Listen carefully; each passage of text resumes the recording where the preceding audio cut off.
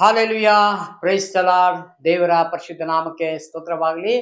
ಸ್ವಾಮಿ, ರಾತ್ರಿ ವೇಳೆಯಲ್ಲಿ ಕರ್ತನೆ ಸ್ವಾಮಿ, ನಿಮ್ಮ ಹೆಸರಿನಲ್ಲಿ ಕೂಡಿ ಬಂದು ಸ್ವಾಮಿ ದೇವರೇ, ಪ್ರತಿ ದಿವಸ ನನ್ನ ನಾಮದಲ್ಲಿ ನೀವೆಲ್ಲಿ ಕೂಡಿ ಬರ್ತಿರೋರಿ ನಾನು ಇದ್ದೇನೆ ಎಂಬುದಾಗಿ ಪ್ರತಿ ದಿವಸ ಅಲ್ಲ, ಪ್ರತಿ ಕ್ಷಣವೂ ದೇವರೇ ನೀವು ಬಯಸ್ತಾ ಇರೋದು ಹಾಗೆ ಸ್ವಾಮಿ.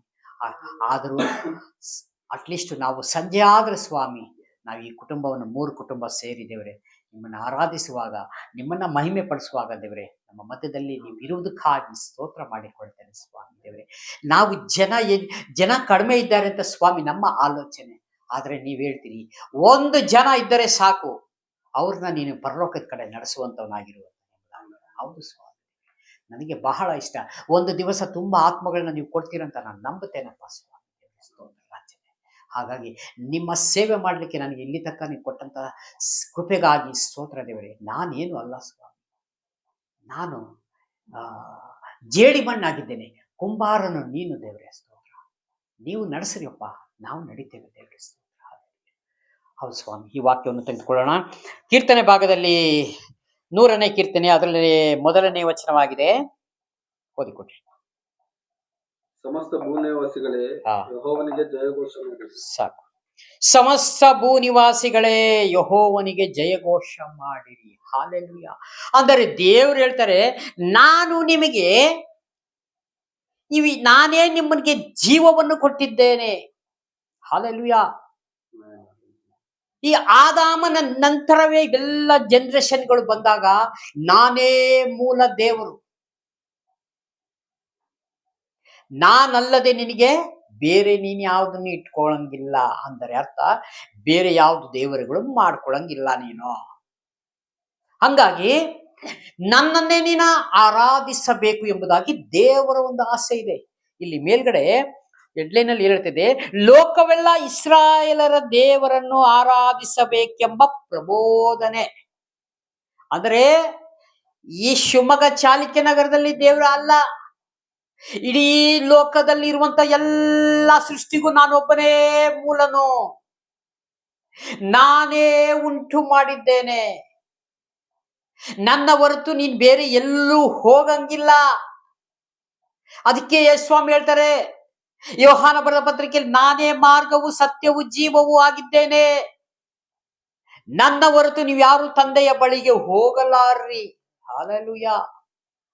ಯಾಕೆ ಹೋಗಕ್ಕಾಗಲ್ಲ ಅಂದ್ರೆ, ದೊಡ್ಡದಾದ ಒಂದು ಬಾಗಿಲು, ಆ ಬಾಗಿಲು ನಾನೇ ಆಗಿದ್ದೇನೆ. ಈಗ ನಮ್ಮ ದೇಶದ ಒಂದು ಗಡಿ ಇದೆ, ಸರಿನಾ? ನಮ್ಮ ದೇಶ ದಾಟಿದ ಮೇಲೆ ನಾವು ಈಸಿಯಾಗಿ ಹೋಗ್ಲಿಕ್ಕಾಗ್ತದ? ಅದಕ್ಕೆ ಏನ್ ಬೇಕು? ಒಂದು ಪರವಾನಿಗೆ ಪತ್ರಗಳು ಬೇಕು. ನಮ್ಮ ಭಾರತ ದೇಶದಿಂದ ಒಂದು ನಮ್ಗೆ ಲೆಟರ್ ಬೇಕು. ಇಲ್ಲಿಂದ ಒಂದು ದೊಡ್ಡದು ಒಂದು ಅಧಿಕಾರಿಗಳದ್ದು ಒಂದು ಸೀಲು ಸಿಗ್ನೇಚರ್ ಆಗಿರ್ಬೇಕು. ಅವಾಗ ಅಲ್ಲಿ ತೋರ್ಸೋದಲ್ಲ, ಇಂಥವ್ರು ಅಲ್ಲಿಗೆ ಬರ್ತಾ ಇದಾರಂತ ಇಂಟಿಮೇಶನ್ ಮೊದಲೇ ಹೋಗಿರ್ತದೆ. ಅವಾಗ ಅವ್ರು ತೆಗೆದುಕೊಂಡು ಅವ್ರ ದೇಶದ ಒಂದು ಸೀಲ್ ಹಾಕಿ ನಿಮ್ಗೆ ಎಂಟ್ರಿ ಕೊಡ್ತಾರೆ. ಹಾಲೆಲೂಯಾ. ಈ ದೇಶದ ಕಾನೂನೇ ಹಾಗಿರ್ಬೇಕಾದ್ರೆ ಪರಲೋಕದ ಕಾನೂನು ಹೇಗಿರ್ತದೆ ಯೋಚನೆ ಮಾಡ್ರಿ. ಹಾಲೆಲೂಯಾ. ನಾವು ಯಾವುದು ದೇವರ ರಾಜ್ಯವನ್ನು ಸಣ್ಣದಾಗಿ ಕಾಣಕ್ಕೆ ಆಗುವುದಿಲ್ಲ. ನಮ್ಮ ಕಲ್ಪನೆಗೂ ಮೀರಿದ ದೊಡ್ಡ ಒಂದು ಲೋಕವಾಗಿದೆ. ಅಂಥ ರಾಜ್ಯಕ್ಕೆ ಸ್ವಾಮಿ ನಮ್ಮನ್ನ ಕರೀತಾ ಇದ್ದಾರೆ. ಹಾಲೆಲೂಯಾ. ಇಲ್ಲಿ ಯಾವ್ದು ದೊಡ್ಡ ದೊಡ್ಡ ಪೋಸ್ಟ್ಗಳಲ್ಲ. 60 ವಯಸ್ಸಿಗೆ ಹಲ್ ಕಿತ್ತಿದ ಆವಿನ ತರ ತೆಗೆದು ಹೊರಗೆ ಹಾಕ್ತಾರೆ. ಯಾವ ಅಧಿಕಾರಿಗಳಾಗಿದ್ರು, DC ಆಗಿದ್ರು ಸರಿ, ಮಿನಿಸ್ಟರ್ ಆಗಿದ್ರು ಸರಿ, ಯಾರೇ ಆಗಿದ್ರು, ಮಿನಿಸ್ಟ್ರಿಗೆ ಸ್ವಲ್ಪ 1 ವರ್ಷ ಜಾಸ್ತಿಗಳಿರ್ತದೆ ಅಂತ ನೆನೆಸ್ತೇನೆ. ಅವ್ರಿಗೆ 5 ವರ್ಷ ಅಷ್ಟೇ ಪದವಿ ಪಟ್ಟಗಳಲ್ಲ. ಆದ್ರೆ ಒಂದು ದೊಡ್ಡ ದೊಡ್ಡ ಅಧಿಕಾರಿಗಳಿಗೆ 60 ವರ್ಷ ತನಕ ಅವರಿಗೆ ಒಂದು ಸರ್ಕಾರ ಒಂದು ನೇಮಕ ಮಾಡಿರ್ತದೆ ಡ್ಯೂಟಿ. ಅವ್ರು 30 ವರ್ಷಕ್ಕೆ ಸೇರಿಸಿದ್ರೆ 60 ವರ್ಷಕ್ಕೆ ರಿಟೈರ್ಡ್ ಆಗ್ತಾರೆ. 30 ವರ್ಷ ಸರ್ವಿಸ್ ಅಂತ ಇಟ್ಕೊಳ್ಳೋಣ. ಈ ಲೋಕದಲ್ಲಿ ಒಂದು ಈ ರೀತಿ ಕಾನೂನು ಇರ್ಬೇಕಾದ್ರೆ ಪರಲೋಕ ಕಾನೂನು ಹೇಗಿರ್ತದೆ? ಹಾಲೆಲೂಯಾ. ನಾವು ಅಂತಹ ಜಾಗಕ್ಕೆ ಹೋಗ್ಬೇಕಾದ್ರೆ ನಾವು ಹೇಗೆ ದೇವರನ್ನ ಆರಾಧಿಸಬೇಕು ಎಂಬುದಾಗಿ ಇದು ಒಂದು ವಾಕ್ಯವಾಗಿದೆ. ನಾವೇನೋ ಇಲ್ಲಿ ಬೈಬಲ್ ಅಲ್ಲಿ ಬರ್ದಿದೆ, ಬರ್ದ್ಬಿಟ್ಟು ಸುಮ್ಮನೆ ಇಲ್ಲಿ ಬಂದು ನಾವು ಪ್ರಾರ್ಥನೆ ಮಾಡ್ಕೊಂಡು ಹೋಗ್ಬಿಟ್ರೆ ಪ್ರೇಯರ್ ಆಯ್ತು. No, impossible. ಆ ತರ ದೇವ್ರು ಎಲ್ಲೂ ಹೇಳಿಲ್ಲ. ಇದನ್ನ ಧ್ಯಾನ ಮಾಡ್ರಿ, ಓದ್ರಿ, ಧ್ಯಾನ ಮಾಡ್ರಿ, ನಾಳೆ ಕಂಟಿನ್ಯೂ ಮಾಡ್ರಿ, ಇದ್ರ ಪ್ರಕಾರ ಕಂಟಿನ್ಯೂ ಮಾಡ್ರಿ. ಅದಕ್ಕಾಗಿ ದೇವರು ನಮ್ಮನ್ನು ಕರೆದಿದ್ದಾರೆ. ಕೇಳಬಹುದಮ್ಮ?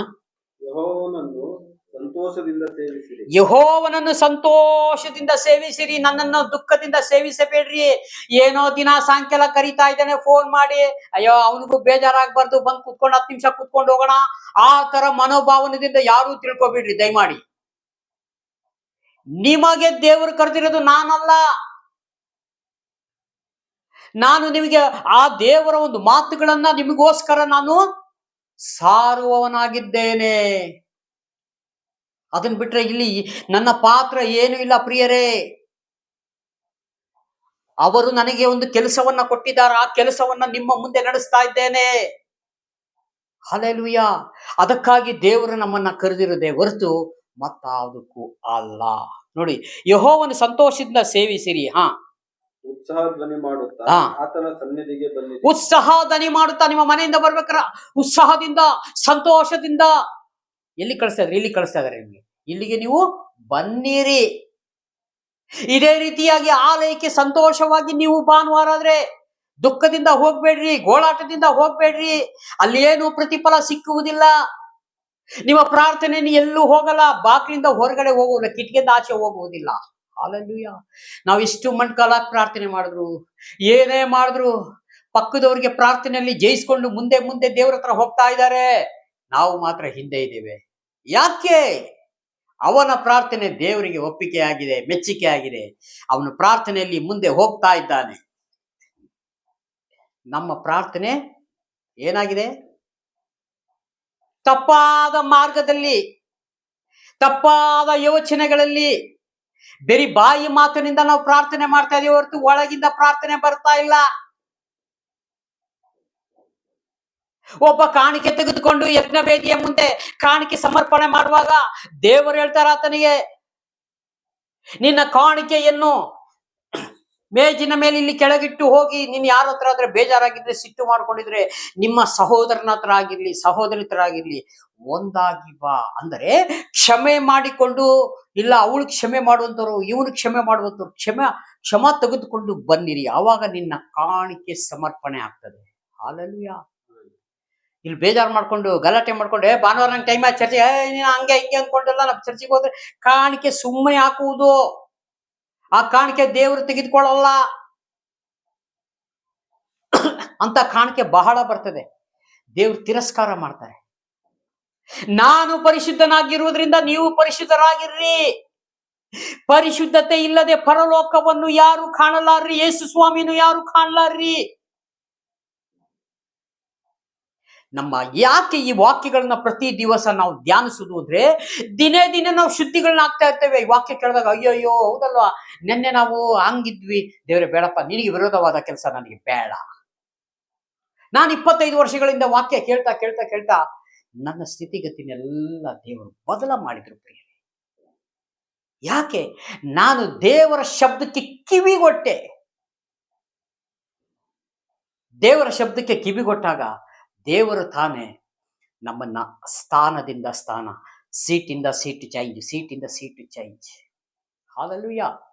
ಒಂದು ಪೋಸ್ಟ್ ಅಲ್ಲಿ, ಒಂದು ಸಣ್ಣದೊಂದು ಪೋಸ್ಟ್ ಅಲ್ಲಿ ಇರ್ಬೇಕಾದ್ರೆ, ನೀನು ನಿಷ್ಠಾವಂತನಾಗಿ ಕೆಲಸ ಮಾಡುವುದಾದ್ರೆ ನಿನ್ನನ್ನ ದೇವರು ಆ ಪೋಸ್ಟ್ ಇಂದ ಮತ್ತೊಂದು ಪೋಸ್ಟ್, ಅಲ್ಲಿಂದನೂ ನೋಡ್ತಾರೆ, ಅಲ್ಲಿಂದನೂ ದೇವ್ರು ನಿನ್ನ ಇನ್ನೊಂದು ಪೋಸ್ಟಿಗೆ ತೆಗೆದುಕೊಂಡು ಹೋಗ್ತಾರೆ. ಹಲ್ಲೆಲೂಯಾ.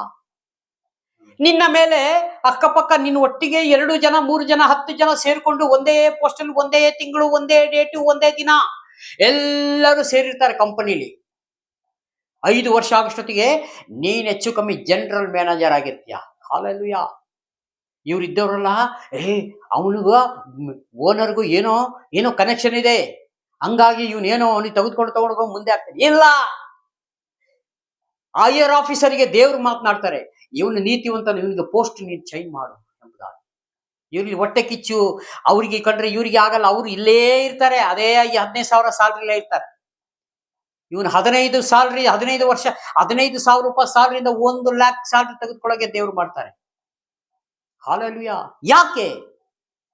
ನನ್ನ ಮಗನ ಇವನ ಯಾವ ಮೇಲಿಗೂ ಕೊರತೆ ಇಲ್ಲದಂಗೆ ನಾನು ನಡೆಸ್ತೇನೆ. ಇವರು ಮನೆಯಲ್ಲಿ ಹಿಟ್ಟುಗಳು ಖಾಲಿ ಆಗಂಗಿಲ್ಲ, ಎಣ್ಣೆ ಡಬ್ಬ ಖಾಲಿ ಆಗಂಗಿಲ್ಲ, ಹಾಲು ಮೊಸರು ನಿಮಗೆ ಏನ್ ಬೇಕು ಮನೆಯಲ್ಲಿ ಬೀರುತ್ತೆ. ಇದು ಫ್ರಿಡ್ಜ್ ತೆಗಿದ್ರೆ ಎಲ್ಲ ಸಾಧನ ತುಂಬಿರ್ತದೆ, ಅಂದ್ರೆ ಐಟಮ್ಸ್ ತುಂಬಿರ್ತದೆ ಮನೆ. ಹೇಗಾಗ್ತದೆ? ದೇವರ ಆಶೀರ್ವಾದ ಒಂದಿದ್ರೆ ಒಂದಿಲ್ಲ. ಅಯ್ಯೋ ತಲೆ ಕಿರಿಬೇಕು. ಬಂದ ಸಂಬಳ ಎಲ್ಲ ಈ ಬಾಡಿಗೆ ಕಟ್ಕೊಂಡು, ಕರೆಂಟ್ ಬಿಲ್ ಕಟ್ಕೊಂಡು, ಈ ಮಕ್ಳಿಗೆ ನೋಡ್ಕೊಂಡು, ಈ ಹೆಂಡತಿಗೆ ನೋಡ್ಕೊಂಡು ಏನಪ್ಪಾ ಮಾಡ್ಲಿ, ₹1 ದುಡ್ಡಿಲ್ಲಲ್ಲ. ಏನಾಯ್ತು ದುಡ್ಡು ನಿಂದು? ದುಡಿಮೆ ಮಾಡಿದ್ದ ಹಣ ಎಲ್ಲಿ ಹೋಯ್ತು? ಹಾಲೆಲೂಯಾ. ಯಾಕೆಂದ್ರೆ ಇನ್ನು ನಾವು ಶಾಪದ ಜೀವಿತದಲ್ಲಿ ಜೀವಿಸ್ತಾ ಇದ್ದೇವೆ ಅಂತ ಅರ್ಥ. ಹಾಲೆಲೂಯಾ. ಯಾಕೆ? ದೇವರೊಳಗೆ ದೇವರಿಗೆ ಒಳಗಾಗಿದ್ರೆ ಆಟೋಮೆಟಿಕ್ ನಮ್ಮ ಸ್ಥಿತಿ ಗತಿ ಎಲ್ಲ ದೇವರು ಬದಲ ಮಾಡ್ತಾರೆ. ನೀವು 4 ಜನ ಸಂಪಾದನೆ ಮಾಡುವಂತ ಮನೆಗಳು ಕೆಲವೊಂದು ನೋಡ್ರಿ, ಒಬ್ಬನು ಸಂಪಾದನೆ ಮಾಡುವಂತ ಕೆಲವೊಂದು ಮನೆಗಳು ನೋಡ್ರಿ. ದೇವ್ರು ಇಲ್ಲೇ ತೋರಿಸ್ತಾರೆ ಭೂಮಿ ಮೇಲೆ ತಾರತಮ್ಯನ. ಹಾಲೆಲೂಯಾ. ಪ್ರತಿ ದಿವಸ ಪ್ರತಿ ಕ್ಷಣ ದೇವರನ್ನ ಯಾವಾಗಲೂ ನಮ್ಮ ಮುಂದೆ ಇಟ್ಕೋಬೇಕು, ನಮ್ಮ ಒಳಗಡೆ ಇಟ್ಕೋಬೇಕು ಪ್ರಿಯನೇ. ಆವಾಗ ನಿಜವಾಗ್ಲೂ ದೇವ್ರು ಕೊಡುವಂತ ಆಶೀರ್ವಾದ ಇದೆಯಲ್ಲ, ಕಾಣುವುದಿಲ್ಲ, ಅದು ಕಣ್ಣಿಗೆ ಕಾಣದಂತ ಆಶೀರ್ವಾದವಾಗಿದೆ. ಹಾಲೆಲೂಯಾ. ಜನ ನೋಡಿ ಬಾಯಿ ಮೇಲೆ ಕೈ ಇಟ್ಕೊಳ್ಬೇಕು. ಇಂಥ ಕಷ್ಟ ಕಾಲದಲ್ಲಿ ಬಿಸ್ನೆಸ್ ಇಲ್ಲ, ಲಕ್ಷ ನಾನು ಇನ್ವೆಸ್ಟ್ ಮಾಡಿದ್ದೀನಿ, ಬಿಸ್ನೆಸ್ ಆಗ್ತಾ ಇಲ್ಲ, ಅಂಗಡಿಗಳಲ್ಲಿ ಬಾಡಿಗೆ ಕಟ್ಟಕ್ ಆಗ್ತಾ ಇಲ್ಲ, ಆಳುಗಳಿಗೆ ಸಂಬಳ ಕೊಡ್ಲಿಕ್ಕೆ ನನ್ನ ಕೈಲಿ ಆಗ್ತಾ ಇಲ್ಲ. ಹಾಲೆಲೂಯಾ. ಲಕ್ಷ ಸಂಪಾದನೆ ಮಾಡುವಂತವ್ರಿಗೆ ಕೆಲವೊಮ್ಮೆ ಬಿದ್ದು ಹೋಗಂತ ಸಂದರ್ಭಗಳು ಬರ್ತದೆ. ಹಾಲೆಲೂಯಾ. ನೀನು ಪರಲೋಕವನ್ನ ನಂಬಿ ನೀನು ಓಪನ್ ಮಾಡಿದ್ರೆ ಸಾಕು. 10 ಜನಕ್ಕೆ ವ್ಯಾಪಾರ ಆಗಿಲ್ಲ ಅಂದ್ರು 11ನೇ ನಿನ್ನ ಅಂಗಡಿಗೆ ಜನ ನೂಕು ಬಿಸ್ನೆಸ್ಗೆ. ರಬಲ ಶಂದ ರೊಖೋನ ಖರಬ ರಿಬಲ ಶಿಕೋರ ಶಂದ ರೊಖೋನ ಖರಬ. ಹಾಲೆಲೂಯಾ. ಇದು ಪರಮಾತ್ಮನು ಮಾಡುವಂತ ಕೆಲಸ ಆಗಿದೆ.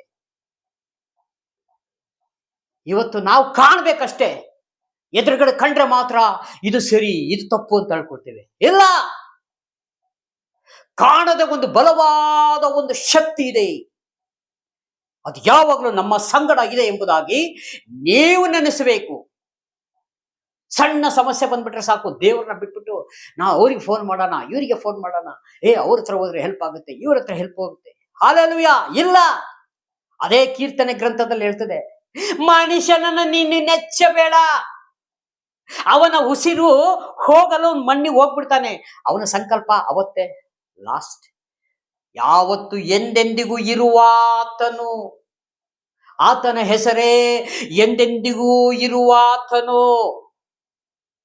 ನಾವು ನಮ್ಮ ತಂದೆ ಮೂಲ ಮೂಲ ಮೂಲ ಮೂಲ ಮೂಲ ಆದಾಮನಿಗಿಂತ ಮುಂಚೆ ಇದ್ದಂಥವರು ನಮ್ಮ ಸಂಗಡ ಇದ್ದಾರೆ. ಹಾಲೆಲೂಯಾ. ಆದಾಮನನ್ನ ಹೇಗೆ ಉಂಟು ಮಾಡಿದರೋ, ಮನುಷ್ಯನನ್ನ ಒಬ್ಬನನ್ನ ಉಂಟು ಮಾಡಿದರೋ, ಕೈಯಿಂದ ರೂಪಿಸಿದರೋ, ಅವರಿಗೆ ಅಡ್ಡ ಬೀಳ್ರಿ. ನಾನು ಉಂಟು ಮಾಡಿದ ಮನುಷ್ಯನೇ, ನಾನು ಉಂಟು ಮಾಡಿದ ಮಕ್ಕಳೇ, ನನ್ನ ಬಳಿಗೆ ಬನ್ನಿರಿ, ಉಚಿತವಾದದ್ದೆಲ್ಲ ನಿಮಗೆ ಕೊಡ್ತೇನೆ.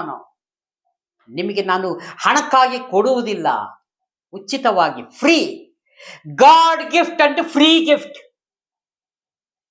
ದೇವರು ಉಚಿತವಾಗಿ ಕೊಡ್ತಾರೆ ಎಂಬುದಾಗಿ ಯಾವತ್ತು ನಾವು ಇಲ್ಲಿ ತಿಳಿದಿರ್ಬೇಕು. ಹಾಲೆಲೂಯಾ. ಎಲ್ಲಾರು ಸೇವೆಗೆ ಹೋಗ್ಬೇಕಾದ್ರೆ ಕೆಲವೊಮ್ಮೆ ಸೇವೆಗೆ ಹೋಗ್ಬೇಕಾದ್ರೆ ನಾನು ಕೆಲವೊಮ್ಮೆ ಜೋಬಲ್ಲಿ ಹಣ ಇರುತ್ತೋ ಇರೋದಿಲ್ಲ, ಯಾರಾದ್ರೂ ಸಿಕ್ಕಿ ಆ ಪೆಟ್ರೋಲ್ಗೆ ಒಂದು ₹100 ₹200, ಕೆಲವೊಮ್ಮೆ ಈಗಲೂ ಒಂದು ₹100-150 ದುಡ್ಡು ಏನಂತ ಸೇವೆಗೆ ಉಪಯೋಗ ಆಗಂಥದ್ದು. ಆ ಥರ ಹಣ ತಗೊಳ್ರಿ ಒಂಚೂರು ಕಾಣಿಕೆ. ನಾನು ಬೇಡ ಸಹೋದರ ಬೇಡ ಅಂತೀನಿ. ಇಲ್ಲ ಯಾಕೋ ಏನೋ ನನಗೆ ದೇವ್ರು ತಿಳಿಸಿದ್ರು, ತಗೊಳ್ರಿ. ಅವಾಗ ತೆಗೆದುಕೊಂಡು ಅವ್ರಿಗೆ ಆಶೀರ್ವಾದ ಇಂಟು 10. ದೇವ್ರೆ ಇವರಿಗೆ 10ರಷ್ಟು ಅಲ್ಲ, 30, 60, 100ರಷ್ಟು ಪ್ರತಿಫಲ ಕೊಡು ಸ್ವಾಮಿ. ನನಗೆ ಕೊಟ್ಟಿರೋದು 100, 200. ಅವ್ರಿಗೆ ನಾವು ಆಶೀರ್ವಾದ ಎಷ್ಟು ಮಾಡ್ತಿದೀವಿ? ಹಾಲೆಲೂಯಾ. ನೀನ್ ₹100 ಕೊಟ್ರೆ ₹100 ಆಶೀರ್ವಾದ ನಾನು ಹೇಳಬಾರ್ದು. ಹಾಲೆಲೂಯಾ. ದೇವರು ನಿಮ್ಮ ಆತ್ಮಕ್ಕೆ ಬಂದಾಗ ಒತ್ತಾಯವಾಗಿ ಕಡ್ಡಾಯವಾಗಿ ಯಾರು ಕೊಡಬಾರದು. ನಾ ಬಂದು ನಿಮ್ಗೆ ದೇವ್ರ ವಾಕ್ಯ ಹೇಳ್ತಾ ಇದ್ದೀನಪ್ಪ, ನನಗೆ ದುಡ್ಡು ಕೊಡ್ರಿ ಅಂತ ಕೇಳೋಕ್ಕಾಗ್ತದಾ? ನೆವರ್. ಆ ಥರ ಯಾವತ್ತು ಸೇವೆ ಮಾಡೋ ಲಕ್ಷಣ ಅಲ್ಲ ಅದು. ದೇವರು ತಾನೇ ಅವರ ಮನಸ್ಸಿಗೆ, ಅವರ ಆತ್ಮಕ್ಕೆ ಮಾತನಾಡೋರು ತಾನೆ. ಮಾತನಾಡಿದ್ರೆ ಲಕ್ಷ ಲಕ್ಷ ದುಡ್ಡು, ದೊಡ್ಡ ದೊಡ್ಡ ಸಭೆಗಳಿಗೆ ಲಕ್ಷ ಲಕ್ಷ ದುಡ್ಡು ಕೊಡ್ತಾರೆ. ಕೋಟಿ ಕೋಟಿ. ಕೇರಳದಲ್ಲಿ ಒಬ್ಬರು ವ್ಯಕ್ತಿ 2,60,00,000 ಕೊಟ್ಟಿದ್ದಾರೆ, ಒಬ್ಬರೇ, ಆಲಯ ನಿರ್ಮಾಣ ಮಾಡಕ್ಕೆ, ಆಲಯ ನಿರ್ಮಾಣ ಮಾಡಲಿಕ್ಕೋಸ್ಕರ. ಹಾಗಾಗಿ ನಾನು ಈ ಕಾಣಿಕೆ ಬಗ್ಗೆ ನಾವು ಪ್ರಸಂಗ ಅಲ್ಲ, ಬಟ್ ನಾನು ಹೇಳ್ತಾ ಇರೋದು, ದೇವರು ಮಾತನಾಡಿದರೆ ಅವನು ಏನು ಬೇಕಾದ್ರೆ ಮಾಡ್ತಾನೆ, ಮನುಷ್ಯ ಕೇಳೋದು ಅಲ್ಪ ಮಾತ್ರ. ಅದಕ್ಕಾಗಿ ಈ ಕೊಟ್ಟಂತ ಸಂದೇಶಕ್ಕಾಗಿ ಸ್ತೋತ್ರ. ನಾವಿನ್ನ ಕೆಳಗೆ ಬಹಳ ಇದೆ. ಎಲ್ಲಿ ನಿಲ್ಲಿಸಿದ್ವಿ ನಾವು? ಮಾಡ್ತಾ ಕೆಳಗೆ ತಗೊಂಬಿಡು. ಯೆಹೋವನೇ ದೇವರೆಂದು ಯೆಹೋವನೇ ದೇವರೆಂದು ನೀವು ತಿಳಿದುಕೊಳ್ಳಿರಿ. ನಮ್ಮನ್ನು ಉಂಟು ಮಾಡಿದವನು ಆತನೇ, ನಮ್ಮನ್ನು ಉಂಟು ಮಾಡಿದವನು ಆತನೇ, ನಾವು ಆತನವರು, ಆತನು ಪಾಲಿಸುವ ಹಿಂಡುಗಳು. ಯೆಹೋವನೇ ದೇವರೆಂದು ನೀವು ತಿಳಿದುಕೊಂಡು ಆತನ ನಾವು ಏನಾಗಿದ್ದೇವೆ? ಯೆಹೋವನೇ ದೇವರೆಂದು ತಿಳಿದುಕೊಳ್ಳಿರಿ. ನಮ್ಮನ್ನು ಉಂಟು ಮಾಡಿದನು ನಾವು ಆತನವರು.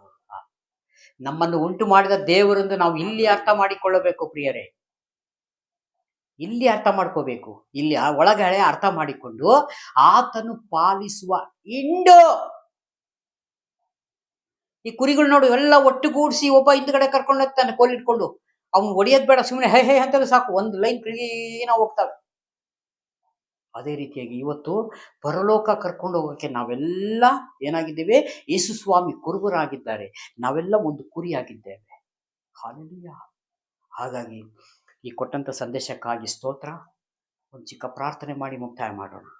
ಕಣ್ಣು ಪ್ರಾರ್ಥನೆ. ಪ್ರೀತಿ ಸ್ವರೂಪನಾದ ದೇವರೇ ಯೇಸು ಸ್ವಾಮಿ, ನಿಮಗೆ ಮಹಿಮೆಯಾಗಲಿ. ಈ ರಾತ್ರಿ ವೇಳೆಯಲ್ಲಿ ಕೊಟ್ಟಂತ ಸ್ವಾಮಿ ಕರ್ತನೆ, ಈ ವಾಕ್ಯದೊಂದಿಗೆ ನೀವು ಮಾತನಾಡೋದಕ್ಕಾಗಿ ನಿಮಗೆ ಕೋಟಿ ಕೋಟಿ ವಂದನೆ ಸ್ತೋತ್ರಗಳ ಸಲ್ಲಿಸುತ್ತಾ, ಕರ್ತನೆ, ವಿಡಿಯೋ ಮುಖಾಂತರ ನೋಡುತ್ತಾ ಪ್ರತಿಯೊಬ್ಬರು ಸಹೋದರ ಸಹೋದರರನ್ನು ನೆನೆಸಿ ದೇವರೇ, ಅವ್ರಿಗೆ ಭದ್ರಕೋಟೆಯಲ್ಲಿ ಮುಚ್ಚುಮರೆ ಮಾಡು. ಆಪತ್ತು ಅನರ್ಥಗಳು ಈ ತುಂಬಿದ ಈ ಜಗತ್ತಿನಲ್ಲಿ ಸ್ವಾಮಿ ದೇವರೇ, ಅವ್ರಿಗೆಲ್ಲ ಸಹಾಯ ಹಸ್ತ ಚಾಚು ಕರ್ತನೆ.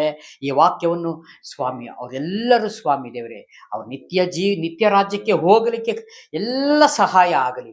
ಯೇಸು ಸ್ವಾಮಿ ಹೆಸರಿನಲ್ಲಿ ಬೇಡಿಕೊಳ್ಳುತ್ತೇನೆ, ಪರಲೋಕದ ತಂದೆಯಾದ ದೇವರೇ. ಆಮೆನ್.